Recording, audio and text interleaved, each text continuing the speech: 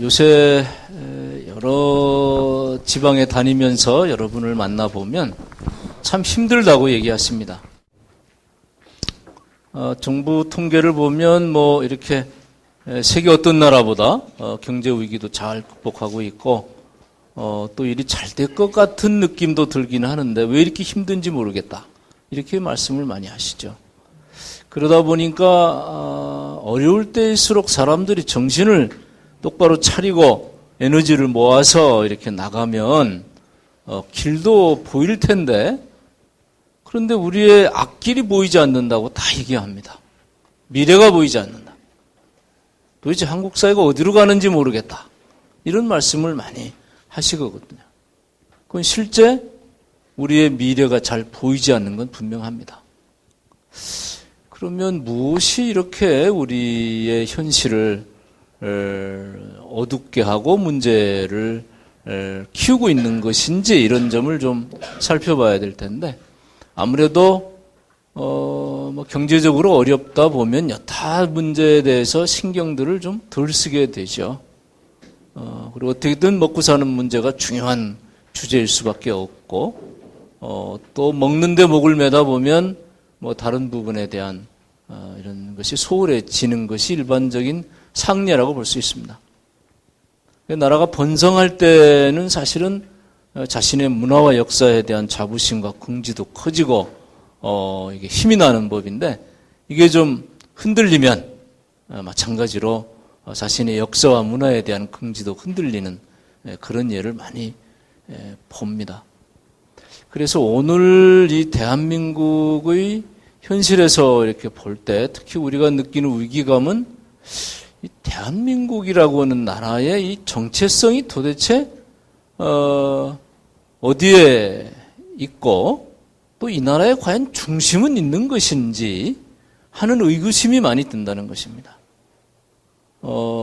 나라의 최고 지도자에서부터 대학 총장까지 일상적으로 하시는 말씀을 이렇게 들어보면 저분들이 과연 한국 사람인지 아닌지 알 수 없는 경우가 많다는 겁니다. 그리고 무엇을 위해서 저렇게 부지런히 돌아다니시는지도 사실 제가 잘 모르겠습니다. 총장님들, 장관님들, 여러 우리나라 지도층에 계신 분들을 저는 그래도 많이 만나는 편이죠. 그런데 그분들하고 얘기를 할 때마다 제가 느끼는 것은 이분들이 도대체 어디 사람인지 모르겠다는 겁니다. 말하자면 지금 우리가 부딪혀 있는 여러 가지 문제들을 풀고 해결해 나가기보다 자신의 이해관계, 집단의 이해관계 이런 데 더 많이 빠져 있는 경우를 본다는 것이죠.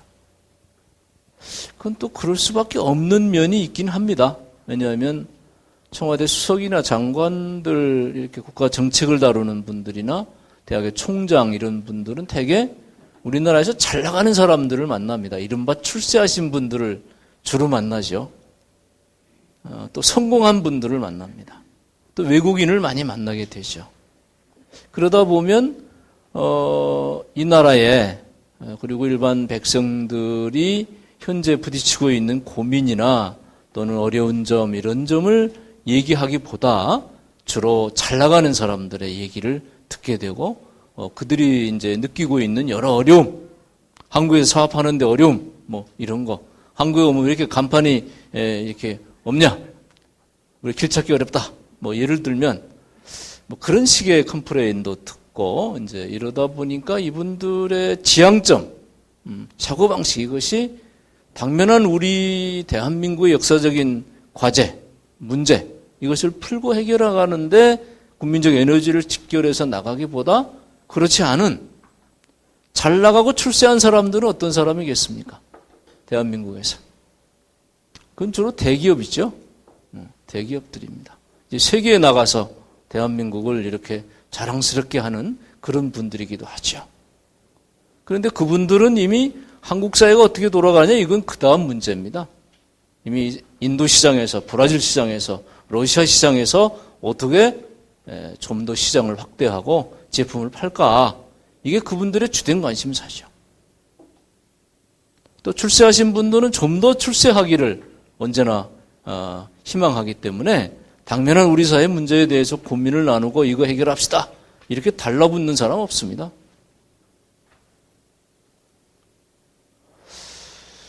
이제 그러다 보니까 예를 들면 뭐 한중 간에 이렇게 마늘 협상이 문제가 있어서 이 시끄러울 때 뭐 대기업 쪽에서는 우리가 중국에다 핸드폰을 지금 팔아먹어야 되는데 중국 정보가 마찰이 있으면 곤란하니까 정부가 좀 대응을 자제해달라.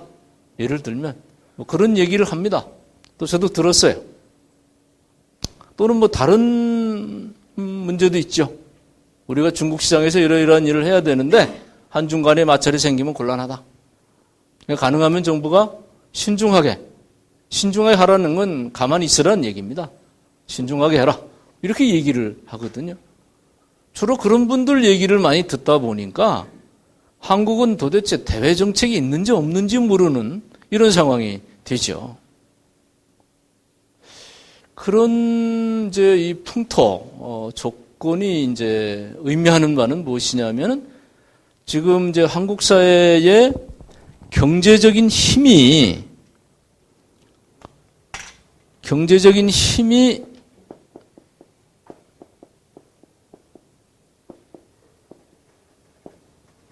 60, 70년대처럼 이 한강의 기적을 만들 때 이때의 경제적 힘은 국내에서 좀 더 좋은 제품 만들어서 시장을 확대하고 넓히는 거였습니다. 민족 주체성을 키우고 넓혀갈수록 외제를 안 사고 국산품을 애용하는, 그래서 자기 제품을 팔 수 있는 이런 사회적 조건이 됐었습니다. 그게 60, 70년대 한강의 기적 시대의 경제적인 조건이었습니다. 그래서 그때는 국산품 애용 운동도 많이 벌어졌죠. 껐떡하면 국산품 애용이었으니까. 이렇게 해서 이 사람들은 거대한 자본도 축적했고요. 그 자본 축적의 규모를 사실 저는 1991년도 처음 외국에 나가서 저 런던 교회에 있는 수도원에서 한반도를 이렇게 바라보니까 우리가 예전에 한국에서 느끼지 못했던 이 거대한 파워가 실감처럼 다가왔습니다. 이 규모가 굉장히 커진 거구나. 우리가 국내에서 지지고 볶다 보니까 이 파워가 얼마나 큰지를 몰라서 공항마다 현다이 간판이 있고 삼성 간판이 있고 이런 걸 실감을 못했단 말이죠. 근데 그 이전 시기만 해도 이 경제적 힘이 민족 공동체 안에, 그리고 이 문화와 이데올로기가 일정하게 작동하는 이것을 필요로 했습니다. 이건 국내 시장이죠. 국내 시장.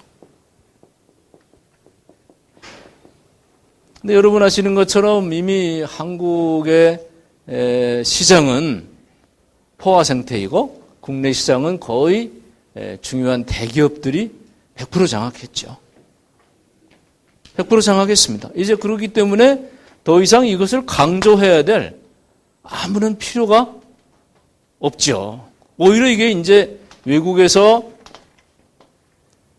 나가서 물건을 팔아먹는데 거꾸로 장애 요소가 되게 돼 있습니다. 그래서 뭐 민족주의적인 이런 경향이나 이런 전통문화, 민족의식, 역사 뭐 이런 얘기 오면 부담스러워해요. 어려워합니다. 그래서 그런 얘기는 좀 그만하고 글로벌한 세계 시장에서 어떻게 할 건지를 얘기하자. 이렇게 되게 얘기합니다. 그래서 과거에 7, 80년대처럼 이 민족공동체 안에 시장을 확보해야 될 필요가 있었던 시기에 주된 흐름과 담론은 민족정신과 우리의 혼과 미래를 어떻게 풀고 얘기할 거냐, 이런 것이 사실은 지식인 사회부터 대학 사회까지 공통적인 과제였거든요. 그런데 이게 이제 글로벌한 세계 시장으로 인도에 공장 세우고 브라질에 세우고 러시아에 세우고 이렇게 되면서부터 이러한 공동체를 부정하는 건 아니지만 부담스러워진 것입니다. 그래서 이분들은 여기에서 어떻게 적응하고 시장에서 힘을 기를 것이냐 하는 문제의식을 더 많이 갖게 되고, 그렇게 하기 위해서 이러한 민족이랄지 전통문화랄지 이런 것을 낡은 이념으로 그리고 시대착오적인 폐쇄적인 국수주의로 이렇게 이제 규정하는 것을 최근에 와서 서슴없이 합니다. 몇 년 전만 해도 사실 그분들이 그런 식의 얘기는 안 했습니다. 요즘에는 보수나 진보를 막론하고 양쪽에서 모두 이러한 가치지향적인 흐름에 대해서 매우 부정적이고 그것이 문제 해결이 되지 않고 항일운동 시기열에 있었던 그러한 이념인 것으로 이렇게 보는 풍토가 지배적이 됐습니다. 특히 우리가 알고 있는 것처럼 IMF를 겪으면서 이른바 IMF의 이데오르기. IMF 때 우리가 이 한국 정부가 IMF하고 맺은 양해각서가 있죠? 기억하십니까? 양해각서가 있었습니다. 양해각서 42개 항인데요. 사실 그 이후에 한국 사회의 진행 과정은 바로 이 민족 공동체적인 의식을 해체하고 세계화에 필요한 그런 여러 금융의 세계화랄지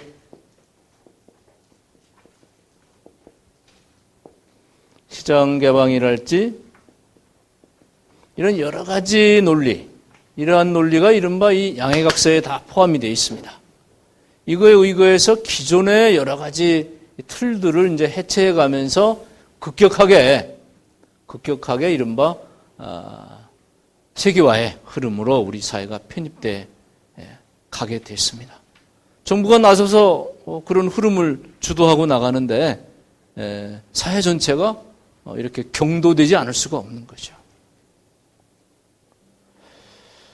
그리고 이 IMF의 그런 여러 가지 논리, 경제적으로는 초긴축 고금리 논리랄지 이런 것도 있습니다만은 예를 들어서 금모기 운동을 통해서 우리가 외채를 좀 갚자 이런 부분에 대해서도 검찰이 주도했는데도 불구하고 IMF 측이 강력하게 안 된다. 그거 하지 마라. 이러니까 스톱했습니다. 그때 우리 국민들이 사실은 돌반지도 내놓고 이렇게 하면서 24억 달러 정도를 모았었습니다. 조금 더 모았으면 그때 있었던 급한 돈을 걸 수가 있었을 거예요.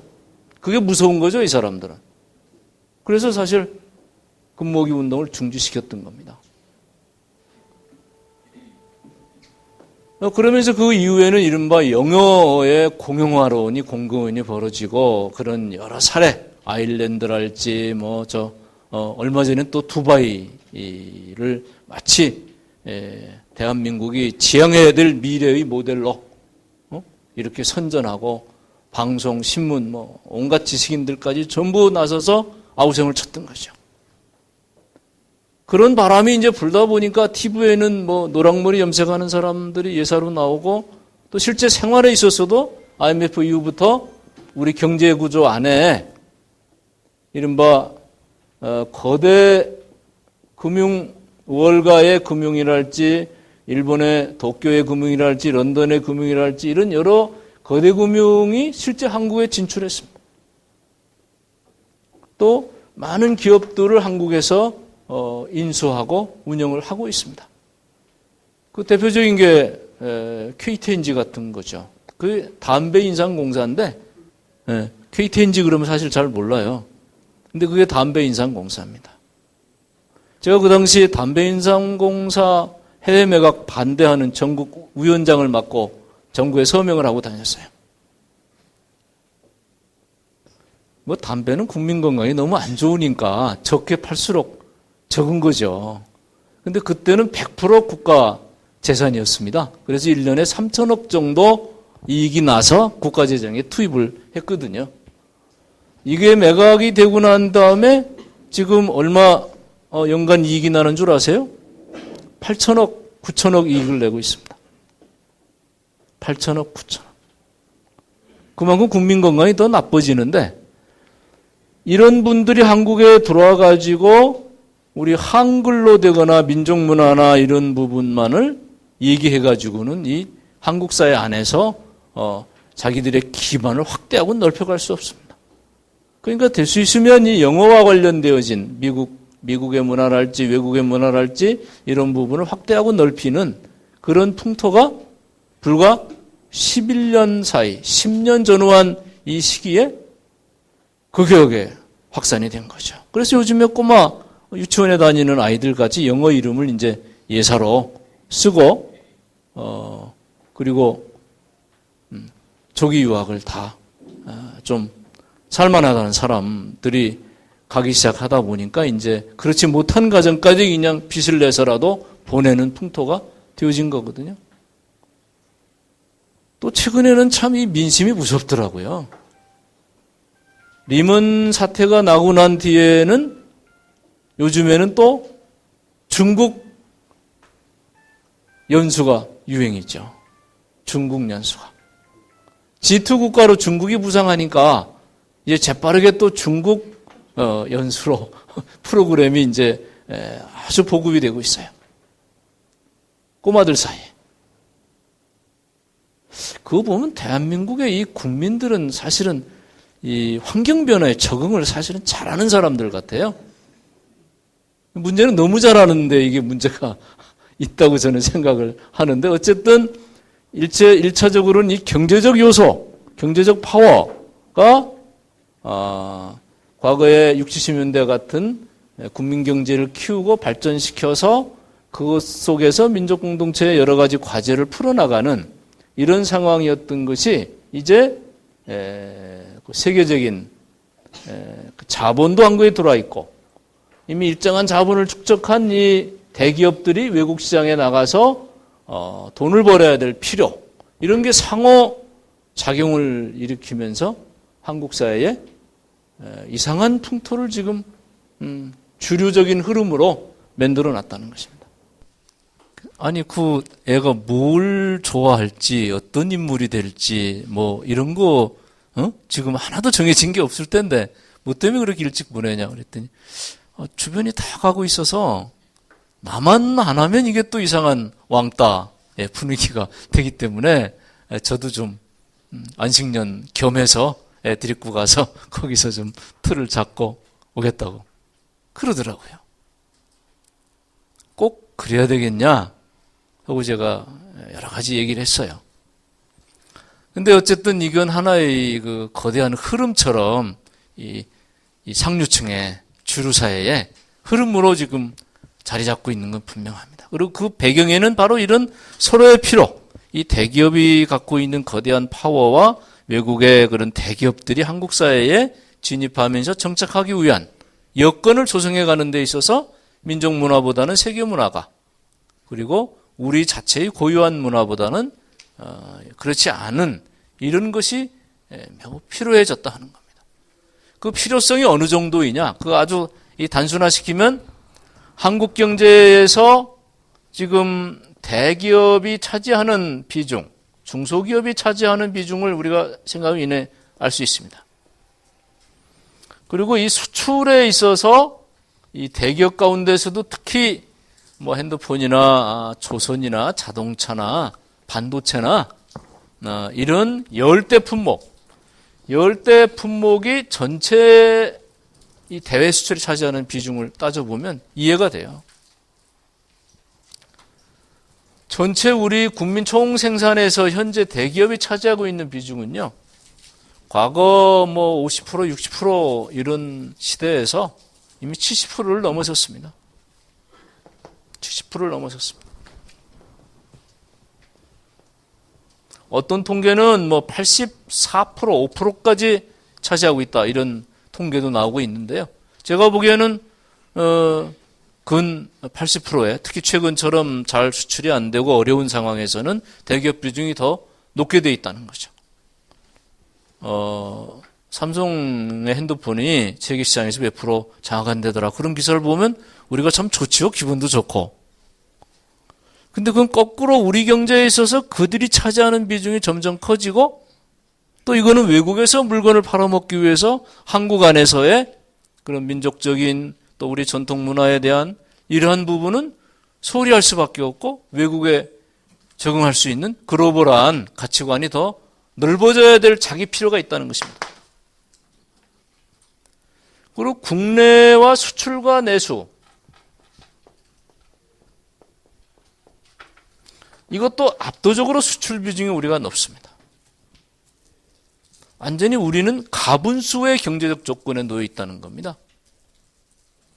그러니까 이런 비중이 높고 열대 품목이 차지하는 게 전체 수출액 부분에서 뭐 75%, 80% 가까이 되고 있는 이렇게 아주 기형적인 우리 경제 구조가 5,000년 이상의 역사를 갖고 있는 우리의 이 오랫동안에 쌓여진 이러한 기반과 어떤 문화적인 이 틀이 불과 10년 사이에 급격하게 붕괴되고 있다는 겁니다. 그리고 이 흐름은 이 경제적 파워를 쥐고 있는 사람들의 자기 필요가 있고 한국에 이미 시장으로 들어와 있는 이 거대 금융그룹들의 요구가 일치하기 때문에 이걸 어느 누구도 감히 여기에 맞서서 그렇지 않다, 이런 방식으로 갑시다 라는 얘기를 못하게 돼 있다는 거죠.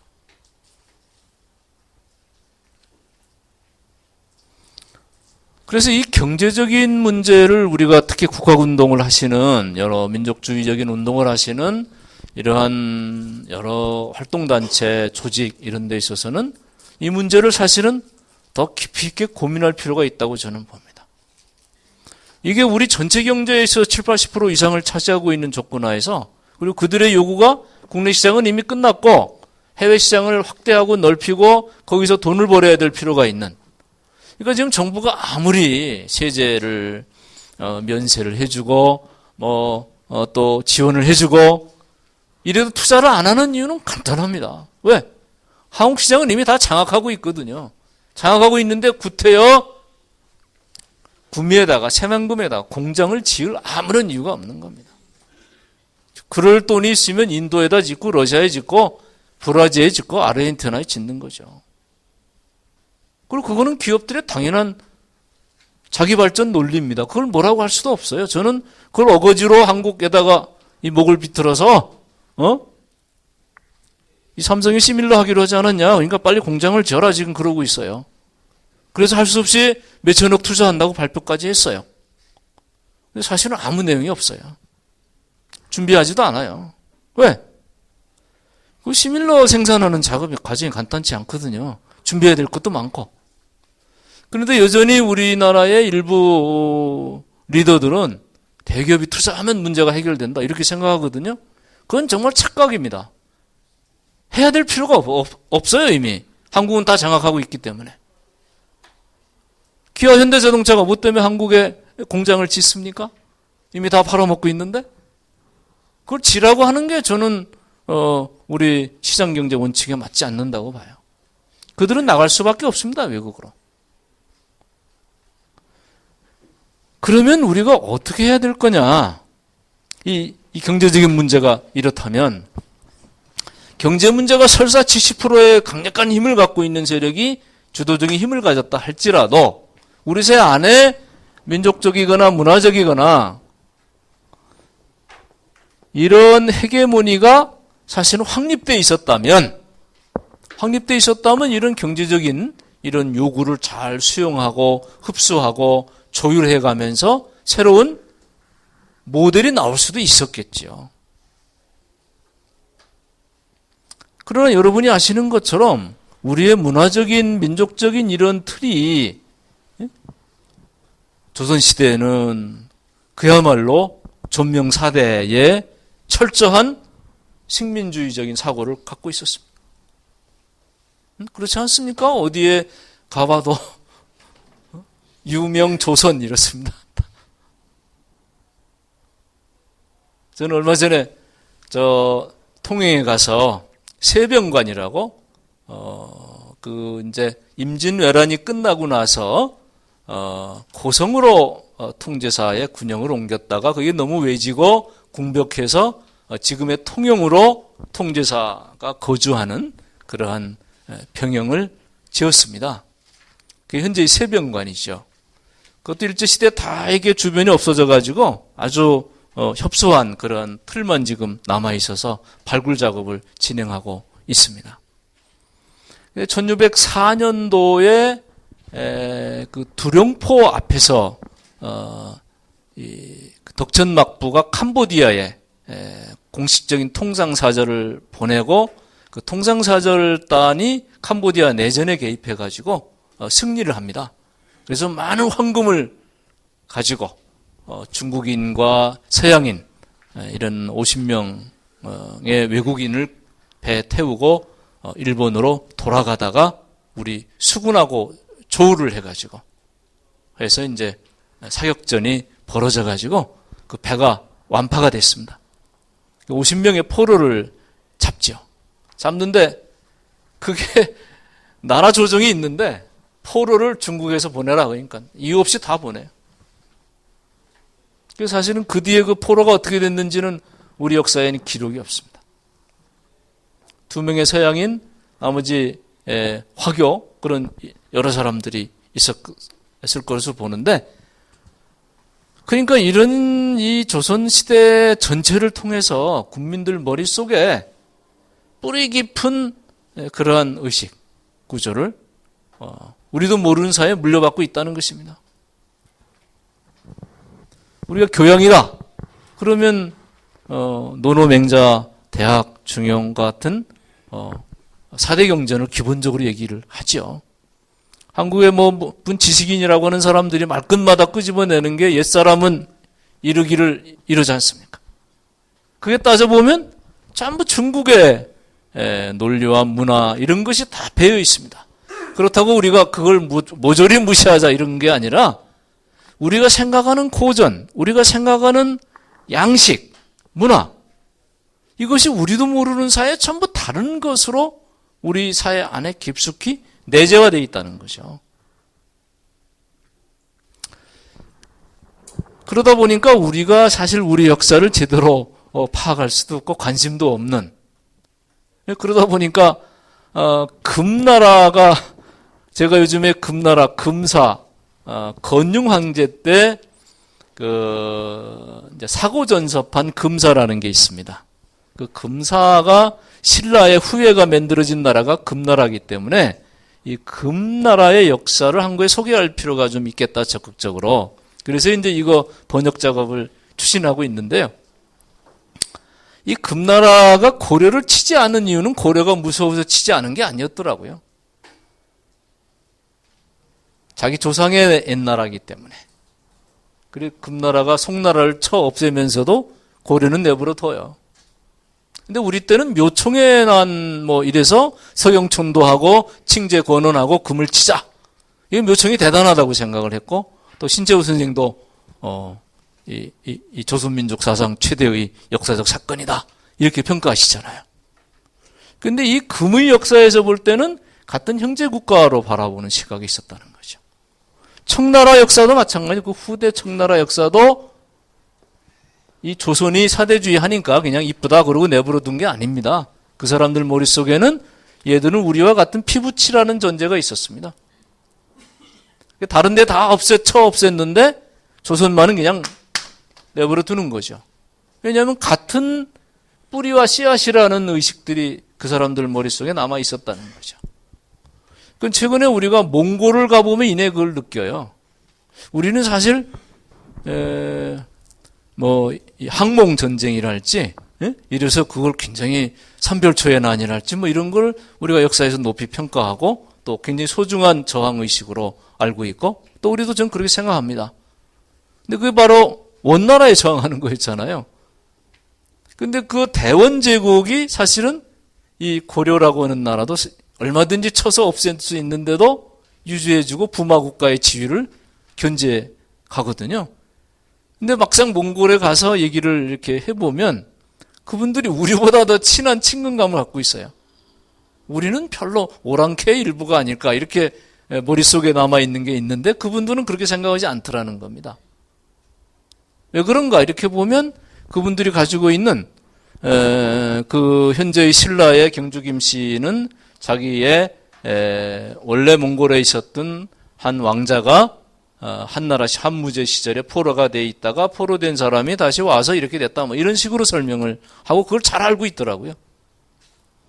그러니까 문제는 이런 거를 우리는 아주 야만이고 오랑캐고 우리는 이 유교적인 이런 틀을 중시하는 이런 사고방식을 갖고 있다가 일제의 식민지 시대로 가고 서양의 근대 문명, 근대 문화를 일제 식민지 교육을 통해서 받았기 때문에 우리 전통적이고 민족적인 여러 가지 것들을 열등하거나 또는 뒤떨어진 비과학적인, 미신적인 이런 것으로 규정받고 그렇게 우리가 자라왔다는 거죠. 새마을운동도 그런 연장선상 아니었습니까? 새마을운동도. 이건 정근대적인 걸 타파하자. 저는 어릴 때 기억이 생생해요. 그런 캠페인하고 부수고 이런 일들을 했죠. 이러다 보니까 우리 사회의 문화적인 헤게모니 그리고 그 주도하는 세력 이런 세력들이 독자적으로 우리 사회 안에서 리더십을 갖고 그리고 여러 문화적 생산을 통해서 뭘 만들어낸 게 없습니다. 여러분이 기억하시는지 모르겠지만 우리나라 유명한 작가들 다 삼국지 번안을 냅니다. 그래서 저는 이 명색이 작가라는 놈들이 제정신도 못 차리고 무슨 번안 작품을 내냐. 돈 버는데 도움되는지는 모르겠지요. 명색이 작가라는 사람들이 그러고 앉아 있거든요. 초한지 이런 거. 그러니까 우리나라의 이 지식인들 머릿속에서 우리의 오래된 역사의 뿌리와 내용을 가지고 자부심과 긍지를 키우면서 정치적 주도체가 되거나 문화적인 주도체가 되거나 또 사회적 생산에 있어서 중요한 담지자로서 역할을 해가면서 가정에서 사회에서 직장에서 어떠한 헤게모니를 갖고 있지 않다는 겁니다. 그러니까 이 경제적 힘이 그대로 압도하는 거죠. 그러니까 10년도 안 되는 이 짧은 IMF 이후에 세계화 과정에서 한국 사회의 이런 커다란 틀이 싹 바뀌어버린 거죠. 우리 국가운동 오랫동안 해오신 여러 선생님들한테는 매우 죄송한 말씀이지만 우린 철저한 소수파입니다. 그걸 인정해야 돼요. 현실이. 그리고 대다수 국민들은 관심도 없어요. 이런 거대한 힘들이 휘젓고 있는 이 판에서 민족의식과 우리 역사적 과제를 어떻게 풀어가야 될 것인지를 고민한다는 것은 굉장히 어려운 일입니다. 굉장히 어려운 일이에요. 그러면 이런 것을 어떻게 앞으로 고민해야 될 것인지 그런 게 이제 우리가 해결해야 될 숙제라고 생각합니다. 그런 점에서 저는 우리가 놓여 있는 이 냉엄한 현실을 분명히 직시할 필요가 있다.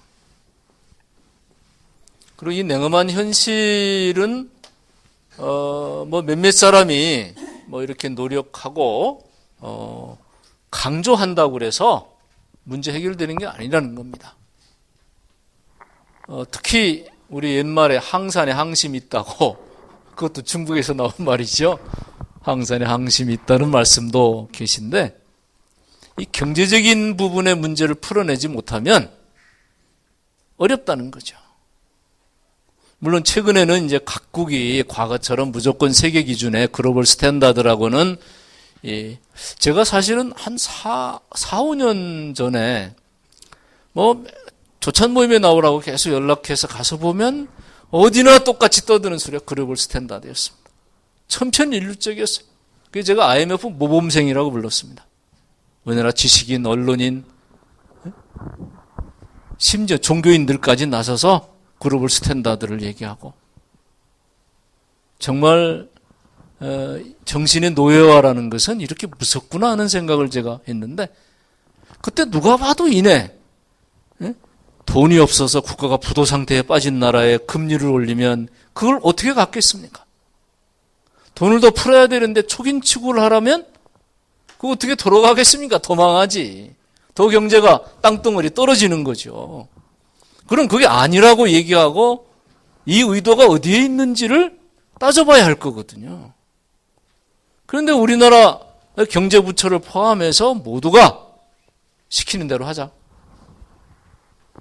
그러니까 10,000개가 무너질 부도가 2만 개 부도가 나고 100만 명으로 충분한 실업자가 200만 명 실업자가 쏟아져 나온 겁니다. 자살자가 생겼죠. 그래서 제가 그 당시에 깡디씨를 고발하자 이렇게 얘기했어요. 그때 IMF 총재가 깡디씨입니다. 기억하시는지 모르겠는데 깡디씨를 고발하자. 이래서 서명도 하고 유엔에다가 고발도 하고 그랬어요. 국제법정에 세우자 이래가지고. 왜냐하면 그게 살인자지 뭐냐. 그런 엉터리 논리를 내세워가지고 한국 경제를 뒤흔들어 놓고 국부를 그냥 헐갑에 뺏어가려는 게 그게 바로 강도지. 다른 뭐가 있냐. 제가 공개적인 글을 썼어요. 공개적으로 호소하고. 근데 아무도 귀담아 듣지 않더라고. 그리고 몇 년이 안 돼서 IMF 처방전은 잘못됐다라는 것을 IMF 스스로 이제 인정을 했죠. 그러니까 지금 시점에서도 이 우리의 현재의 대기업들이 갖고 있는 이 파워, 또 세계 시장에 나가서 돈을 벌어야 될 현재의 상황, 이걸 뭐라고 할 수 없다는 겁니다. 그럼 그렇게 가라. 니들은 니들대로 그렇게 벌어라. 번 돈을 좀 한국에다 갖다 써라. 그러면 좋지요. 저는 그거는 적극적으로 환영하는 사람입니다. 그러나 자기 이해관계 때문에 한국 사회나 대다수의 한국인들의 운명과 미래에 대해서 지들레에 맞추려고 하지 말라는 겁니다. 근데 사실은 자기들이 맞춰가고 있어요. 거기에 따라가고 사람들이. 그러지 않으면 출세도 못하고 취직도 못한다고 생각하니까. 그러니까 따라가죠. 그런 점에서 우리가 지금 시점에서 그게 잘못됐다는 소리만 해가지고는 문제 해결이 안 된다는 겁니다. 그건 안 되는 법입니다. 역사적으로 보더라도 그런 식으로 얘기해서 문제가 풀어진 적이 없습니다. 이건 어디까지나 경제가 가장 중요한 문제입니다. 그런 면에서 보면 중소기업이나 우리 한국 사회 내수시장에서 움직일 수 있는 부품 소재 부분의 경제력을 키워가는 게 굉장히 중요한 전략이죠. 그 사람들은 내수가 일단 중요하고 한국 시장이 소중한 것이기 때문에 이 소중한 한국 시장 안에서의 일을 제대로 키워서 인원도 늘리고 임금도 주고 임금 준 거 가지고 그 사람들이 음식도 사 먹고 뭣도 사고 옷도 사고 이래 내수가 살아가는 법이거든요. 지금 같은 정책이 계속되면 내수 절대 살리지 못합니다. 수치는 올라가겠죠. 제가 노무현 정권 내내 그런 비판을 했는데 1년에 100조씩 풀었어요, 돈을. 우리 초대 원장님 잘 아실 거야. 돈 푸는 데 계셨으니까. 1년에 100조씩 30조는 토지보상금으로 30조는 정부가 발행하는 국채랄지 이런 거로 또 나머지는 단기 차입금으로 100조 이상의 돈이 풀어졌습니다. 제가 금리 낮추라고 아우성 쳤을 때 주된 거는 단기 차입금리를 너무 많이 마구 빌려오니까 왜 이걸 그대로 내버려 두냐. 그 결과는 뻔하거든요. 우리가 의존도가 점점 높아졌다가 갑자기 빼버리면 똑같은 IMF 사태를 맞이하니까요.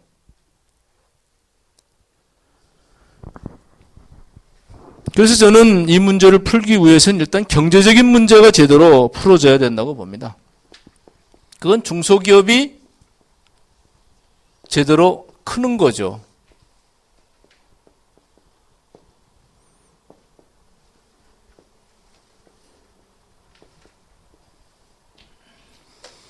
이 한국적 특성에 맞는 여러 기업들은 바이오를 포함해서 여러 가지죠. 우리가 자원이 없는 나라니까 머리를 가지고 할 수 있는 그런 사업 가운데 하나가 바이오 분야입니다. 아까 낮에도 그쪽에서 일하시는 분들하고 이러저러한 얘기를 이제 나눠봤는데 역시 가능성은 제일 저는 많다고 생각하고 있습니다. 부품 소재에 대해서도 정부가 여러 가지 계획은 세워서 추진하고 있지만 성과가 영 나오질 않습니다. 중소기업에 대해서도 예전보다는 그래도 좀 피부에 와닿는 그런 정책들이 최근에 와서 조금씩 나오고 있어요. 저는 그건 그나마 다행이라고 생각하는데 정책 목표가 대기업에 감세를 해가지고 이 사람들이 투자하게 한다. 이제는 이 얘기 더 이제 못할 거예요. 2년 해봤는데 이게 안 되거든요. 아까 말씀드린 것처럼 여기 투자할 아무런 이유가 없기 때문에 그렇습니다. 그걸 어거지로 모가지 비틀어서 여기다 투자하라 해봐야 그게 내용을 가질 수가 없고 필요하지 않습니다. 그건 내버려 둬야 돼. 다만 여기서 세금을 제대로 걷어가지고 이런 경쟁력이 취약한 자본과 기술의 문제를 해결하거나 또는 여러 여건이 나쁜 이 부품 소재 부분을 제대로 키워서 이 사람들이 세계 시장에 팔아먹을 수 있도록 키워내면 이게 내수가 크는 거죠. 내수가 크면 대다수의 국민들에게 일자리와 소득이 증가하게 되는 결과가 될 것입니다. 만약 이런 부분을 그대로 방치한 채 우리가 민족정신을 바로 세웁시다. 이것만 외친다고 민족정신이 세워질 수 있겠냐? 그렇지 않다는 거죠. 거대한 힘이 계속 이게 필요 없다. 이건 뒤떨어진 것이다. 낡은 것이다. 이런 이데올로기를 끊임없이 생산하고 있는데 요새는 드라마에 그 가족 안에 외국인들까지 이렇게 나오더라고요. 그건 이제 굉장한 롤 모델이죠. 그런 걸 통해서 일상적으로 받아들이라는 겁니다. 근데 어쨌든 이런 부분의 문제를 키우고 만들어 가려면 이런 우리에 맞는 경제정책이 제대로 추진되도록 우리가 에너지를 모으고 얘기를 풀어가는 게 전략적으로 저는 굉장히 중요한 관점이라고 봅니다. 이런 관점을 우리가 정확하게 세워내지 않는다면 각계약진하면서 피곤한 여러 이 거대한 힘이 만들어내는 문화적 재생산, 또 외국 것, 또 아주 큰 나라 것, 이런 나라 것이 좋다고 하는 이 큰 흐름을 우리가 극복하기 어렵다는 것입니다. 그런 면에서 경제적인 면에서 우리가 이미 이렇게 70% 이상의 압도적 힘을 갖고 있기 때문에 30%밖에 안 되는 걸 죽어도 50%까지는 끌어올려야 된다. 세계 어느 나라도 사실 이렇게 가분수 형태로 있는 나라가 없습니다. 선진국일수록. 선진국도 이런 형태의 경제구조 갖고 있는 나라가 없어요. 대한민국 유일합니다. 그러다 보니까 리먼 사태 이후에 환율이 제일 많이 뜬 나라가 어느 나라입니까? 환율이 제일 많이 뛴 나라. 바로 대한민국입니다. 가장 많은 돈이 들어왔다가 가장 많은 돈이 빠져간 나라 어디입니까? 대한민국입니다.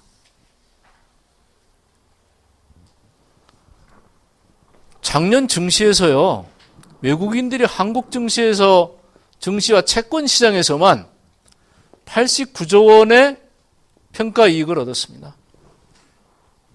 89조. 89조이면 얼마입니까? 890억, 그건 900억 달러 되죠. 900억 달러면 우리 전체 수출액의 배입니다, 배. 이것이 증시와 채권 시장에서 외국인들이 한국에서 얻어간 것입니다. 한국은 노다지 나는 광맥입니다, 지금. 그 원인이 시장 개방하라고 해서 무조건 다 풀어놓은 데 있습니다. 환율이 뛰든 멀든 내버려 둬라. 이른바 자유시장주의, 자유시장 변동론. 이런 환율 제도를 유지하고 있는 건 한국하고 일본밖에 없어요. 하다못해 저 멀리 말레이시아나 싱가포르 같은 나라도 이른바 바스켓 통화 제도를 운영하고 있습니다. 통화가 폭락하는 걸 막기 위해서 일정하게 제한을 두는 거죠. 또 한국에 들어오는 자금을 일정한 시기 이전에 빼가면 거기다 세금을 부여합니다. 아무것도 장치가 없이 무조건 마음대로 니들 한국에서 돈 벌어가라. 마음도 좋아. 마음도 좋다고. 한국이 그래. 이건 이 세계시장에 일하고 있는 이런 금융기관에 일하는 제 후배나 아는 사람들하고 얘기를 해보면 한국은 정말 좋은 땅이라고 그래요. 기회의 땅이다. 노다지를 캐는 땅이다. 그럴 수밖에 없어요. 이렇게 그 위기, 세계적 위기 과정에서도 한국에서 89조 원, 900억 달러 가까운 돈을 한국 시장에서 걷어갔으니까. 오늘 여기에는 뭐 주식하시는 분은 없으시죠? 저는 제가 끊임없이 얘기합니다. 절대 하지 마라. 어쩌다가 좀 남을 때가 있는데 더 많은 걸 뺏긴다. 왜? 정보와 자본이 우리는 규모가 안 됩니다. 이 세계적인 기업들뿐만 아니고 이 투기 자금이라고 하는, 옛날에는 미국의 교원연금이랄지 이런 거는 장기 투자를 하는 기본을 갖고 있었어요. 사실은 그런 건 뭐 이렇게 엔젤 투자라고 할 수 있을 정도로 장기적인 투자를 했기 때문에 경제 성장의 과정에서 많은 긍정적 역할을 했어요. 지금은요, 이 국제시장에 돌아다니는 금융자본의 규모가 어느 정도 되는지 아십니까? 이게 근 900조 달러 정도 됩니다. 900조 달러. 근데 자동차 팔고 핸드폰 팔고 뭐 이런 거 다 팔아서 실제 거래대금으로 있는 규모가 얼마냐? 12조 달러예요. 실제 물건을 사고 팔아서 무역을 해가지고 거래되는 자금이 12조 달러입니다. 그런데 이게 900조 달러가 넘는 돈이 각 나라를 쑤시고 다니면서 움직이고 있다는 거죠. 이게 오늘날 세계 경제의 핵심적인 문제입니다. 투기자본의 준동이죠. 그건 어떻게 막을 수 없어요. 잠시 숨어 있는 것 같았다가 또 공격하고 또 다른 데 가서, 이건 어쨌거나 짧은 시간 내에 더 많은 투자 수익을 얻어내는 게 최고거든요. 그러다 보니까 모든 정보가 일로 집중되게 되어 있습니다.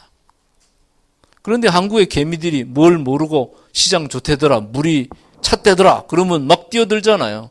그러다 상투 잡고 뭐 봉급에 얼마 쌓아놓은 거 다 날렸다느니 뭐 어쨌다느니 이러거든요.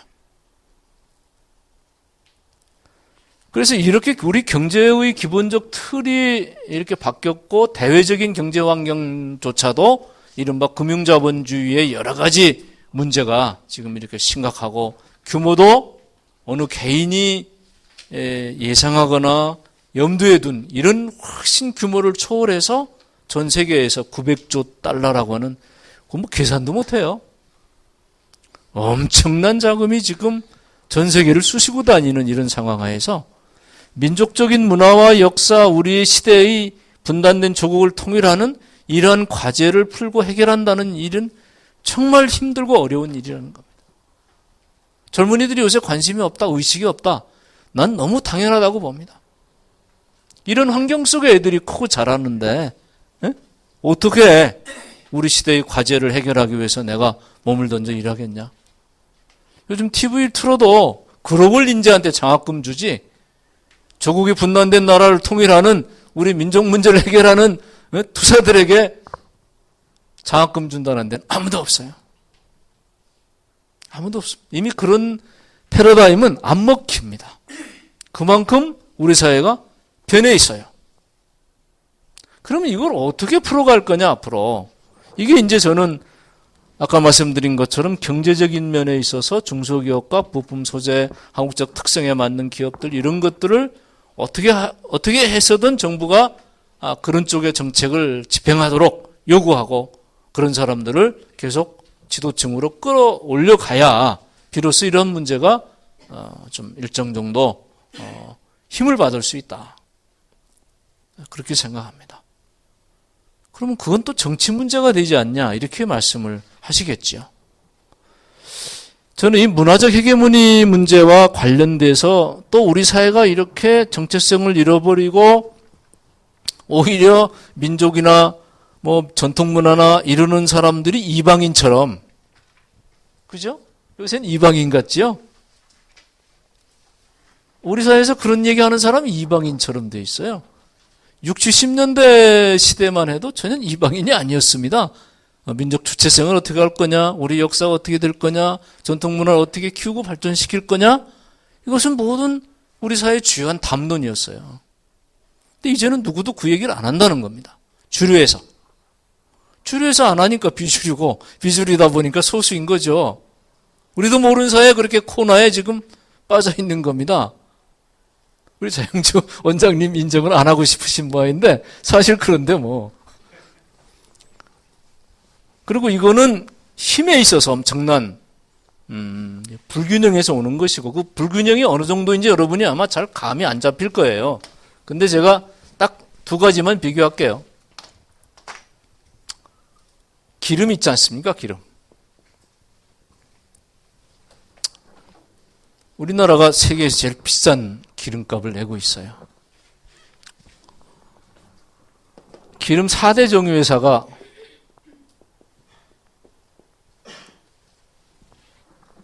팔죠. 파는 기준은 싱가포르 국제 유가를 기준으로 한다. 이렇게 정부는 얘기합니다.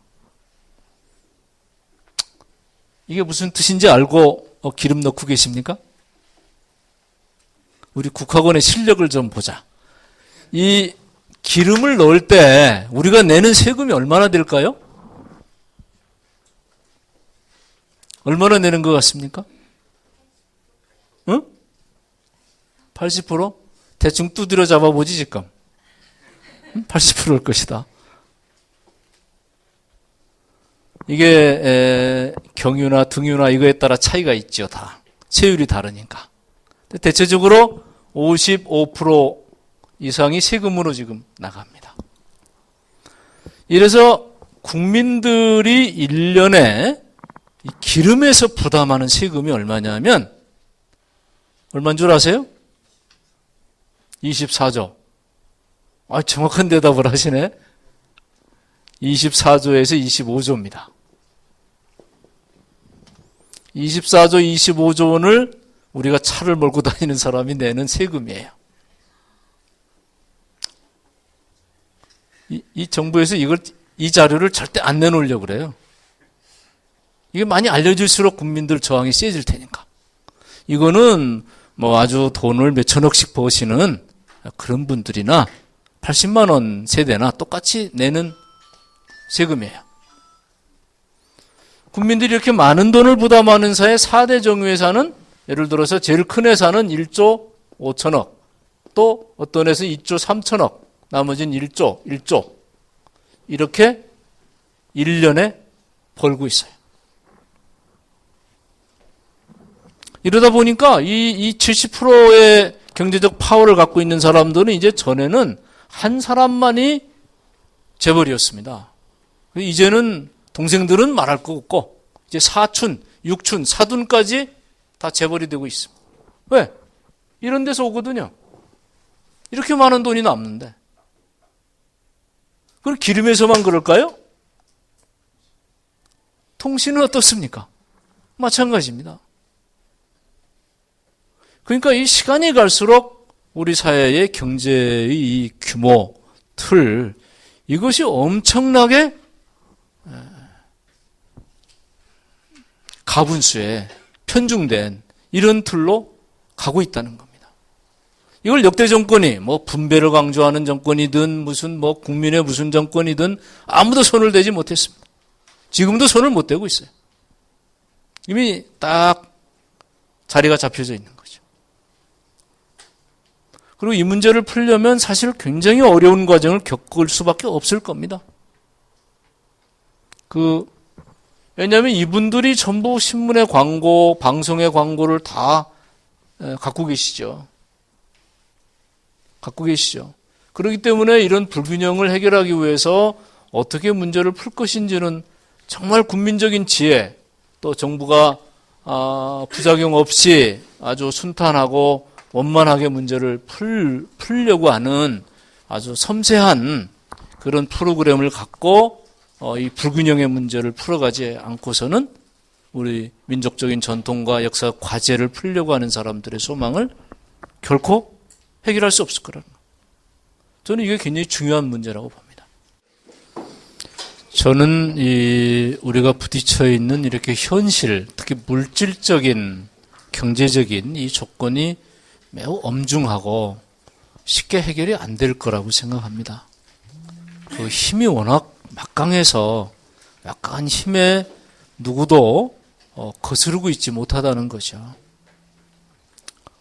그러면 이 문제를 우리가 풀어가기 위해서 어떻게 해야 될 것이냐. 예를 들면 우리나라 상권 분립 제도가 돼 있으니까 그러한 여러 국가 기관들이 일정한 역할을 좀 해주면 좋은데 사실은 그게 그렇게 되지 못하거든요. 예를 들어서 우리가 지금 핸드폰 요금이나 이런 게 문제가 많다. 그런 거는 뭐 단순히 핸드폰 요금의 문제만 있다고 생각한 게 아니고 한국의 통신 시장을 장악하고 있는 이 기업들이 소비자들의 요구에 맞춰서 통신 정책을 운영하지 않아요. 자기 입맛에 맞게만 운영하거든요. 예를 들면 여러분 핸드폰에 있는 유심카드, 세계 어느 나라든 다 처음에 살 때 유심카드 사가지고 그걸로 형님 핸드폰에, 아버지 핸드폰에, 동생 핸드폰에 다 옮겨서 쓰고 있어요. 근데 우리만 호적을 만들도록 하고 호적도 꼭 이동하는 거 신고해서 거기에 따라가게 통신회사 소속으로 가도록만 만들고 있거든요. 이건 전혀 공급자의 논리죠. 시장에서 소비자들의 요구와 기호에 맞게 정책을 만들어가지 않습니다. 안 해도 되니까. 왜? 자기들이 장악하고 있는 시장이니까. 이렇게 버릇이 들다 보니까 이 사람들이 중국에 진출하고 미국에 진출하고 태국에 진출하고 베트남에 진출했지만 다 실패하잖아요. 다 돈 날렸습니다. 원금 못 찾았어. 왜? 한국식으로 하려고 하니까. 그래서 저는 이거는 우리 기업의 경쟁력을 제대로 잡기 위해서라도 한국에서 하는 이 지멋대로 하는 공급자 중심의 통신 정책을 바꿔야 된다. 그런데 안 바꿔줘요. 이제 잘하는 후배들한테도 야, 니들 국회에서 이런 얘기를 좀 제기해라. 그러면요, 그 상임위원회에서 그 회사들이 써준 질의서 전부 갖고 질문합니다. 또 답변하는 정부 관료들은 걔들이 또 써준 거 가지고 답변해요. 이게 현실입니다. 이게 현실이에요. 그러니까 하나도 바뀌지 않고 있는 겁니다.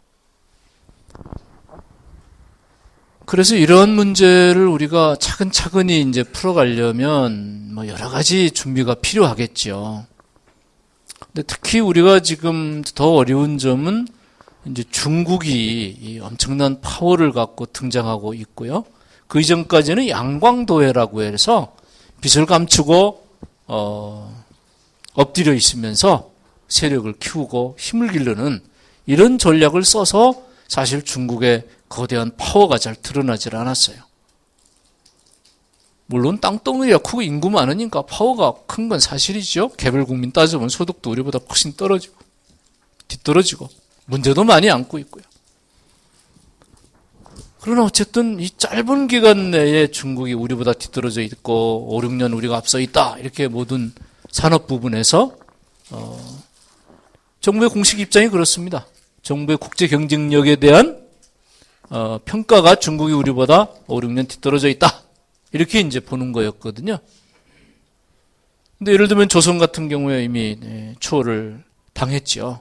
그건 너무 당연해요. 왜냐하면 예를 들어서 이 액화천연가스를 운송하려면 탱크가 중요한데 이 탱크를 만드는 기술 우리한테 없어요. 우리가 수입해 옵니다. 설계도면을 수입해 와요. 우리가 수입해 오는 건 중국도 수입할 수 있다는 겁니다. 똑같이 만들 수 있다는 거죠. 우리 자체가 독자적 기술을 가지고 노하우가 없으니까. 근데 그거는 꼭 그런 부분에서만 그렇지 않습니다. 이 제약 부분에 있어서도 그렇게 뭐 좀 후진적인 나라이기 때문에 좋은 약이 나올 것 같냐 이렇게 생각하시는 분이 많겠지만 한국에는 이미 이 이른바 GMP 기준이라고 그래서 유럽식 GMP 기준, 미국식 FDA GMP 기준이라는 게 있어요. 생산 시설과 설비의 수준을 평가하는 거죠. 세계 시장에 나가려면 이른바 최소한 유럽식 GMP 시설 기준이 있어야 돼요. 우리나라는 뭐 미국 FDA 기준에 맞는 제약 공장은 한 군데도 없습니다. 유럽식 기준을 지금 맞추려고 노력을 하는데 엄청난 돈을 투자해야 됩니다. 그런데 중국에 가보면요. 그런 공장들이 지금 무지하게 늘어났습니다. 그리고 FDA의 신약 승인 신청이나 등록된 게 우리보다 월등히 10배가 많아요. 우리보다. 그만큼 빨리 가고 있는 거죠. 그래서 이 힘이 이제 갈수록 커질수록 우리는 위기감을 느낄 수밖에 없습니다. 뭐 과거에 우리가 당한 경험 때문에 위기감을 느끼는 게 아니라 중국이 가지고 있는 이 양광도회를 벗어던지고 이제 세계의 G2 국가로서 위안화를 국제 결제통화로 만들어가서 이른바 중화경제권을 구축하려고 하는 이 사람들의 장기적인 국가 전략에 비춰볼 때 바로 인접한 우리는 정말 위기감을 느낄 수밖에 없다는 거죠. 그럼에도 불구하고 과연 우리나라 지도층이 그런 위기감을 갖고 있는 거냐? 그런 부상과 그들이 전략에 군사적으로, 정치적으로, 사회적으로, 문화적으로 과연 제대로 대비책을 세우고 있는 거냐? 없죠. 정부가 그런 점에 대해서 그래도 한 개의 정권이고 국가니까 외교안보연구원이랄지 어디랄지 이런 데서 대책을 세우겠지라고 생각하시는 분이 혹시 있을지 모르겠습니다. 없어요. 없습니다.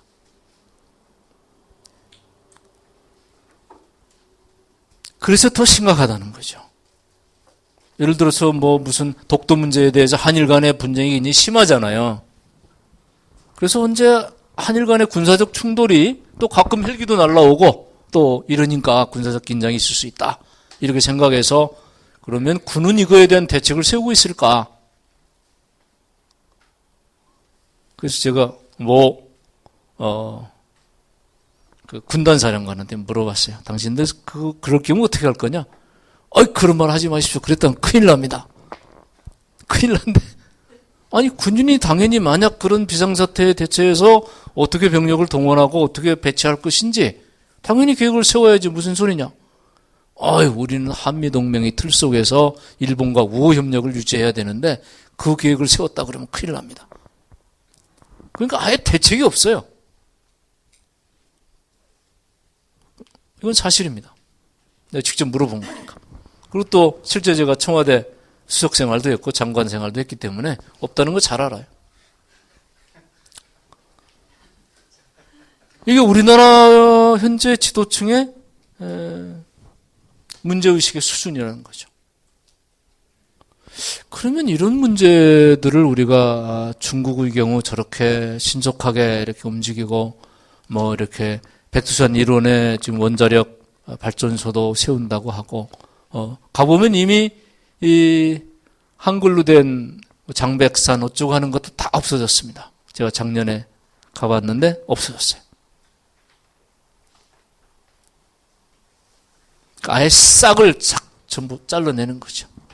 그 역사에 있어서 우리가 많이 알고 있는 동북공정의 그런 구체적인 진행 과정도 다 아시고 계시겠지만 한국 정부가 그렇다고 거기에 대한 무슨 대책을 세우거나 외교적으로 중국 정부에게 혹시 비공식적으로라도 요구하고 있는가? 일체 없습니다. 아예 끄집어내는 걸 원하지 않아요. 대기업이 물건 팔아먹는데 장애가 되기 때문에. 마인드가 그렇게 돼 있습니다. 그럼에도 불구하고 중국은 자신의 국가 전략을 세워가지고 하나하나 지금 구체화시켜 가고 있습니다. 군사적인 면에서는 한반도는 이미 싼둥반도에 배치되어 있는 미사일 부대나 이들이 갖고 있는 현재의 요격 수준과 조건에서 보면 또 그들이 갖고 있는 핵잠수함까지 포함하면 한반도는 이건 게임이 안 됩니다. 군사적인 면에서. 거기다 여러분 아시는 것처럼 중국의 자원까지 북한의 자원까지 계속 아주 밀접하게 들어오고 있습니다. 우리는 남북 간에 지금 대화조차 굉장히 힘겹고 어려운 과정을 밟아가고 있어요. 만약 이렇게 된다면 우리가 남북 우리 시대의 과제인 이 조국의 통일이라는 문제는 고사하고 어쩌면 우리의 한쪽이 우리의 절반이 우리 시대에 잃어버릴 수 있는 그런 상황이 올지도 모르겠다. 그런 걱정을 사실 저는 합니다. 그런 면에서 보면 우리 사회의 이 리딩 그룹을 어떻게 만들고 키워가고 그 사람들이 힘을 갖도록, 그래서 한국의 정책 자체를 변화시켜 가도록 이렇게 할 거냐 하는 건 뭐 여러 분야의 노력이 필요하겠죠. 문화적인 대로, 경제는 경제대로, 또 실제 정치 현장은 정치 현장대로 뭐 여러 노력이 좀 있어야 될 텐데, 저는 그런 생각할 때마다 참 깝깝한 현실에 부딪힙니다.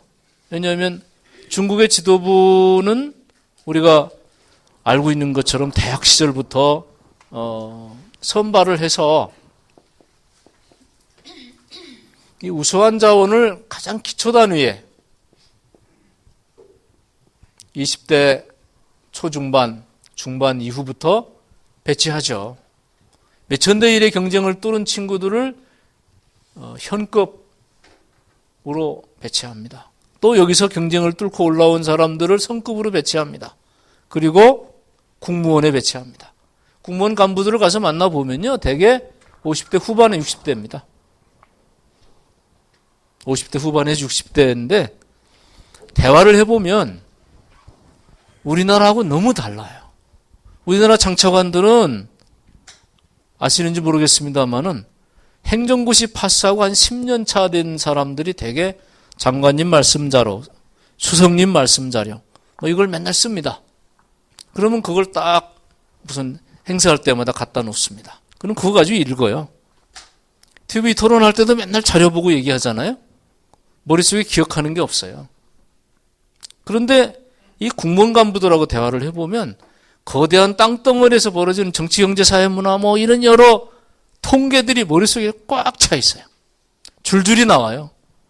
왜?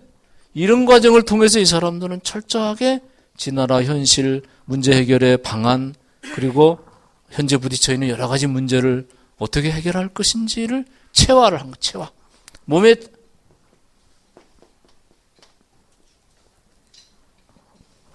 딱 차 있는 거죠. 물론 거기 부패한 관료도 있고 태세당도 있고 소수민족 문제도 있고 여러 가지 골치 아프겠죠.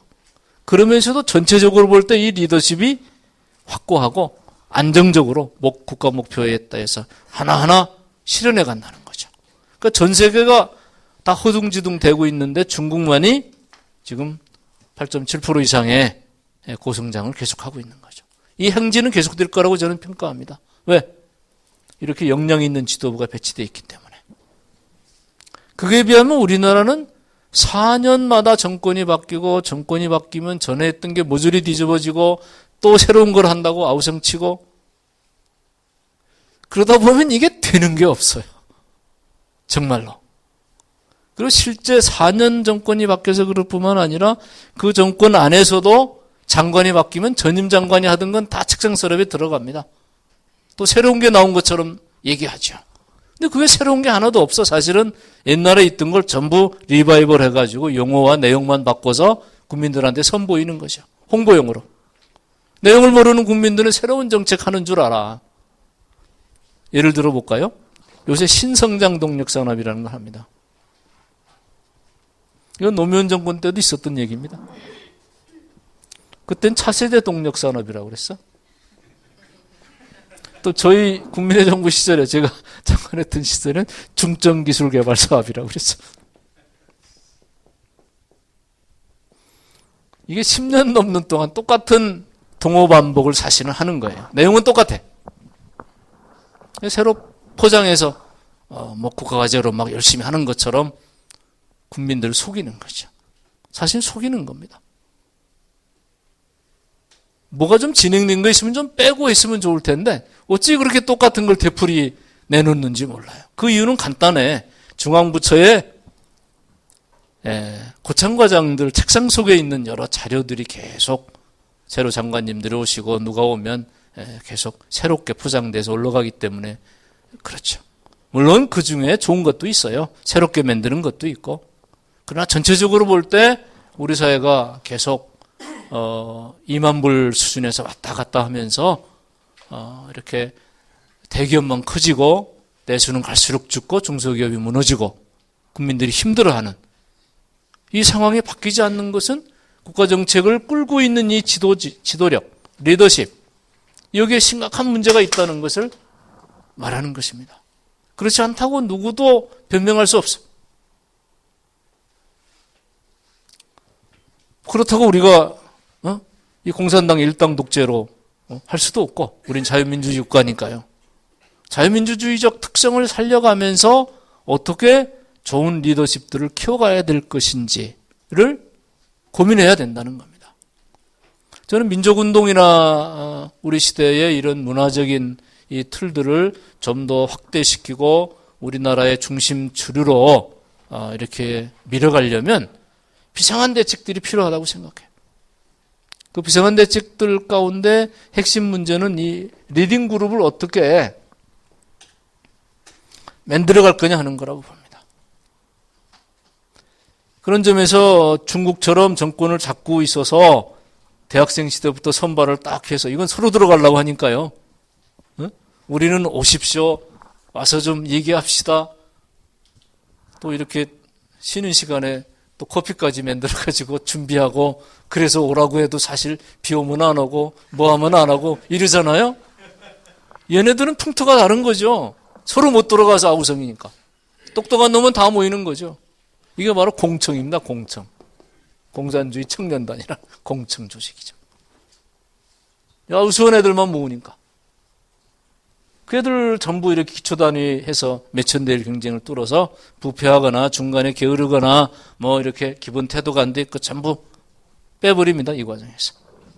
그래서 다시 현급으로 가고, 현급에서 성급으로 가고 국무원에 가는 거죠. 그러니 이 리더십이 짱짱할 수밖에 없는 거죠.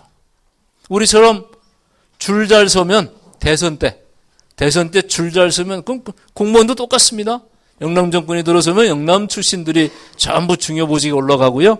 호남 정권 들어서 호남 정권이 쭉 중요보직에 올라갑니다. 관료도 그렇습니다. 관료도. 근데 역대 장차관들을 보면은 약 90%가량은 관료에서 오고 한 10%에서 20% 정도가 정치권에서 오죠. 정치권에 있는 사람은 대선 때 공신들만이 가게 돼 있어요. 그런 식으로 인적 교류가 이루어지고 충원이 되다 보니까 우리나라는 이 리딩 그룹 자체가 국가와 민족을 위해서 헌신하고 희생하고 현안 문제를 해결하기 위해서 밤잠 안 자고 뛰어다니는 이런 리더십이 없다는 겁니다. 줄만 잘 쓰면 되는데 뭐. 줄만 잘 쓰면 된다.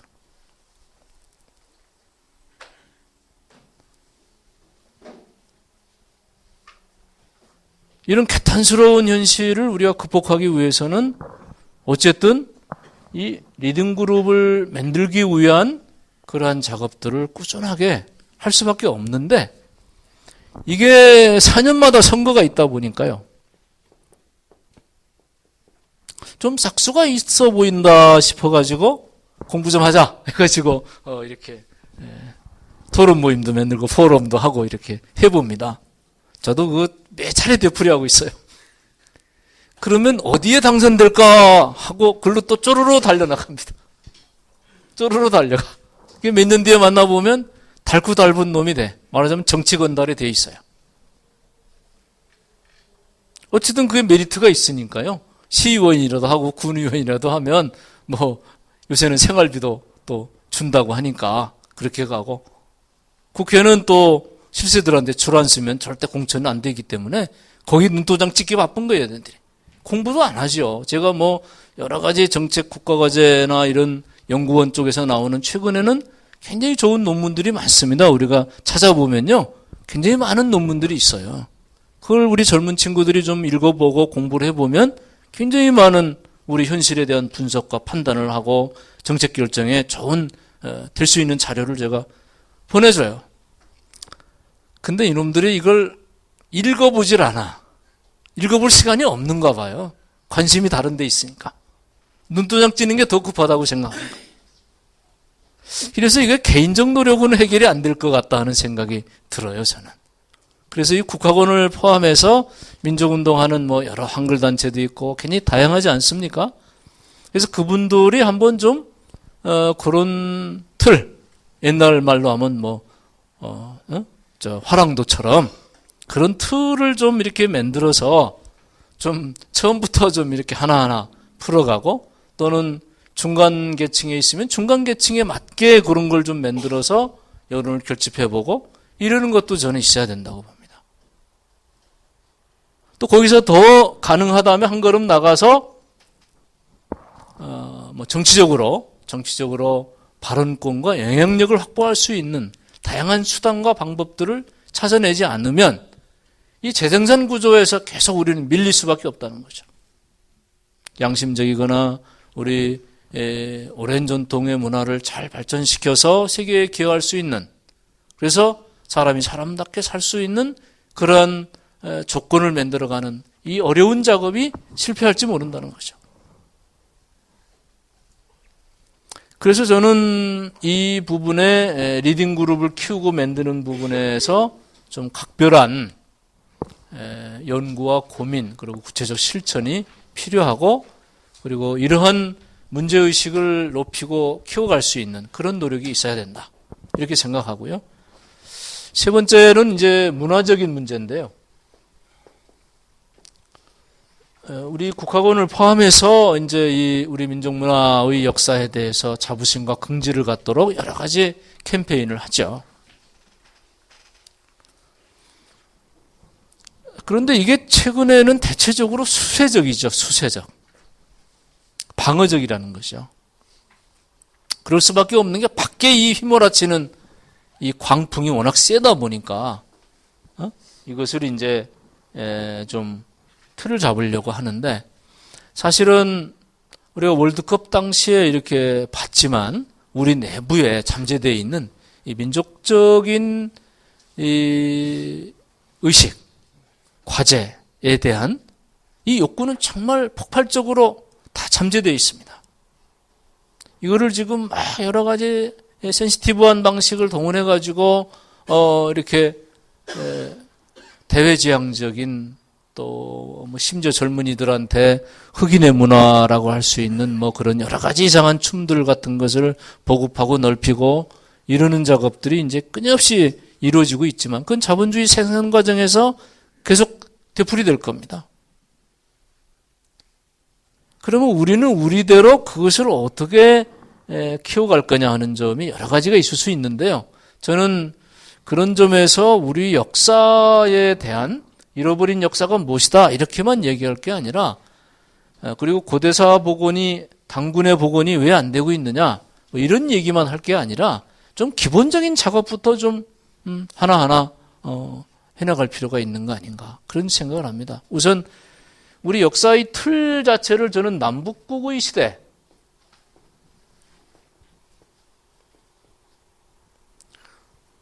우리 발해와 고려 시대 또는 발해와 통일신라의 시대만 남북국의 시대다, 이렇게 이제 우리가 규정돼서 오고 있는데, 사실은 우리 과거의 동이족의 시대 이후에 흘러왔던 여러 가지 흐름을 이렇게 보면 남북국이 사실은 이렇게 동행해서 발전해온, 그래서 또 북쪽의 경우에는 뭐 중국 대륙까지 이렇게 진출해서 세력을 넓혔던 그런 역사를 갖고 있는데, 아까 제가 얘기했던 금나라나 청나라나 사실 우리의 역사와 같은 거였거든요. 그런데 이것이 우리에겐 완전히 사상되어 버렸습니다. 빠져버렸습니다. 이거를 복권시켜야 된다고 저는 생각해요. 복권시켜서 우리 역사의 편제에 정식으로 집어넣을 필요가 있다. 그래야 이 우리 북방의 동이족의 역사에 대해서도 뭔가 뿌리를 제대로 찾고 기록할 수 있다, 이런 생각도 듭니다. 그래서 우리 고대 문화에 관한 여러 가지 연구 작업들이 개별 학자 차원에서 진행되고 있지만 사실 우리가 각골문에 대한 전문적 연구자 하나 없습니다. 각골문자를 맨 처음 쓴 거는 우리가 알고 있는 것처럼 은나라 시대에 동이족들이 쓰던 그런 여러 근거를 가지고 있는데, 우리 자체에 전문가가 없다는 거죠. 중국은 많습니다. 그 연구소도 제대로 없고요. 물론 개별적으로 연구하시는 몇몇 분들이 계신데 그런 거 가지고는 사실 성과 내기 굉장히 어렵습니다. 그리고 이제 중국이 너무 많은 자료를 축적해 놓고 있기 때문에 우리한테 우리가 접근할 기회가 없을지도 몰라요. 지금 상태로 가면. 그런 면에서 그런 각골문에 대한 틀, 또 과거 동이족의 역사, 또 그리고 거기에 여러 가지 유적 관련되어진 부분을 좀 큰 틀에서 정리하자. 이런 남북국의 시대를 규정하자. 그런 틀에서 정리해보자. 이러면 여러 가지 얘기가 저는 나올 수 있으리라고 봅니다. 이런 걸 토대로 해서 오늘의 이제 현실에서 새롭게 재창조하고 키워나가야 될 이런 것이 굉장히 많으리라고 생각합니다. 그래서 한글의 경우에 있어서도 다양한 형태의 이런 틀들이 필요하지만 세계 어느 나라든 새로운 흐름과 문명, 기계 이게 나오면 자기 나라 문자로 만듭니다. 중국도 그렇게 하고 일본도 그렇게 합니다. 근데 우리나라만 그게 없어요. 우리나라만. 전부 미국에서 오면 미국 영어로 또 그게 당연히 지식인인 것처럼 이렇게 돼 있다는 거죠. 표준이 우리는 스스로 만들어내지 못하는 그런 나라가 돼 있다는 거죠. 그래서 이 국립국어원이 사실은 그 역할을 해야 하는데 지금 국립국어원이 그런 역할을 하지 않는다는 거죠. 그래서 이 문제에 대한 표준을 빨리 세우는 게 문화적인 주체성을 세우는데 굉장히 중요한 요소라고 저는 봅니다. 심지어 의사들이 쓰는 이 진단서도 전부 알아들 수 없는 영어로 다 써져 있습니다. 사실 이거는 법률만 개정하면 돼요. 환자가 알아볼 수 있도록 한글로 써라. 이러면 되는 거죠. 아니 그러면 그 의학계 여러 전문 학회가 많은데 그 전문 학회에서 그 한글화 작업을 하면 되고 국립국어원하고 같이 하면 됩니다.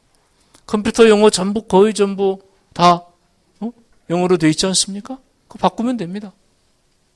다 그렇게 하고 중국도 하고 있고 일본도 하고 있습니다. 전문 용어는 다 위원회가 구성이 돼 있어서 그 위원회가 이건 우리의 이런 말로 적합하다 하고 일본은 일본식대로 정하고 중국은 중국식대로 다 정합니다. 나라를 갖고 있고 자기 문화가 있다면 당연히 그렇게 하는 게 기본이죠. 근데 우리는 그런 것 자체를 아예 생각을 안 하고 있다는 거죠. 국가 차원에서. 이건 심각한 문제입니다. 그런 면에서 그런 틀을 좀 만들어가는 것이 굉장히 중요할 것 같습니다. 그리고 이런 부분의 작업이 진행되다 보면 컴퓨터의 그런 이메일이랄지 이런 여러 가지 것들도 바뀌겠죠. 바뀔 것이고 그리고 이제 특히 우리가 최근에 동북공정 문제가 제기되면서 표기법상의 심각한 문제가 지금 있어요. 저 도선한자어 평전을 이제 해서 일제시대 쓰던 용어 그대로 상해는 상해, 연길이면 연길 이렇게 다 해서 이제 써서 넘겼는데 편집부에 자꾸 이걸 바꿔요. 상하이, 이또 히로부미 이렇게 바꿔요. 그다음 계속 이등방문 바꾸고 상해로 바꾸면 그 편집장이 찾아와가지고 이렇게 하면 옛날 책처럼 보여가지고 책이 안 팔린대. 편집장 얘기가. 그리고 우리 표기법상 현지 발음을 그대로 쓰도록 돼 있다. 그래서 지금 동북공정이 진행되고 중국의 동포들도 상해라고 부르고 연길이라고 부른다. 흑룡강성이라고 부른다. 북한도 똑같이 그렇게 부른다. 호금도라고 부르지 후야오빵 이렇게 안 부른다. 호금도라고 부른다. 중국 동포도 다 그렇게 부르고 있다. 그러니까 우리도 호금도라고 쓰는 게 맞다. 왜 자꾸 그걸 후야오빵이라고 해서 이게 한문으로 뭐지? 하는 생각을 하게 만드냐. 근데 내가 졌어요. 절대 못하겠대. 그래서 이번에 개정판 내면서 다시 다 바꿔서 보냈는데 어떻게 나올지 모르겠습니다. 이거는 표기법상의 문제가 심각하기 때문에 그렇습니다. 이걸 어떻게 캠페인을 대대적으로 해서라도 우리 주체성을 갖는 표기 방식들을 계속 요구를 해야 되리라고 생각합니다. 이렇게 이제 기초적인 작업을 하나하나 좀 풀어나가면서 리딩 그룹들을 키우고 그 사람들의 제 역할을 하도록 만들어가는 이런 과정을 거쳐간다면 우리 민족 문화와 역사를 우리 시대에 다시 되살려서 이 지구상에 좀 더 모든 사람이 골고루 잘 살고 인간답게 생활을 영위할 수 있는 우리 옛날부터 갖고 있었던 우리 민족의 그러한 좋은 꿈과 희망을 현실화할 수 있을 거라고 저는 생각합니다. 오늘 비 오는 날 이렇게 여기까지 오신 거 보니까 정말 국학과 민족 문제에 관심이 아주 많으신 분들이라고 저는 생각해서 정말 고맙게 생각하고 큰 힘이 되는 것 같아요. 근데 진짜 힘이 될까요? 큰 힘이 되도록 함께 힘을 모아갑시다. 고맙습니다.